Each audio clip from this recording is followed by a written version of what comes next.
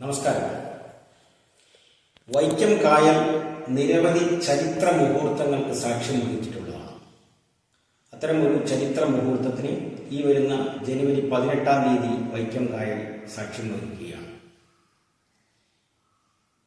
S Devajit എന്ന 13കാരൻ കൈകൾ ബന്ധിച്ചുകൊണ്ട് വൈക്കം കായലിൽ 9 കിലോമീറ്റർ നീന്തി ഒരു ലോക റെക്കോർഡിന് ശ്രമിക്കുകയാണ്.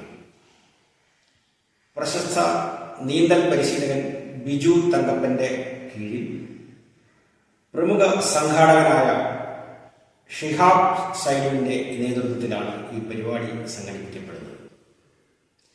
ദേവജിത്ത് കുങ്ഫു ഫെഡറേഷൻ ഓഫ് ഇന്ത്യയുടെ ഉദയനാപുരം യൂണിറ്റിലെ അംഗമാണ്.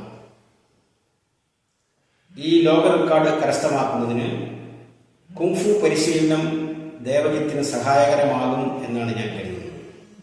18 വൈക്കം കായൽക്കരയിൽ ദേവജിത്തിനെ ആശംസകൾ അറിയിക്കുവാനും പ്രോത്സാഹിപ്പിക്കുവാനുമായി ഞാൻ ഉണ്ടാകും. നിങ്ങളും ഉണ്ടാകും.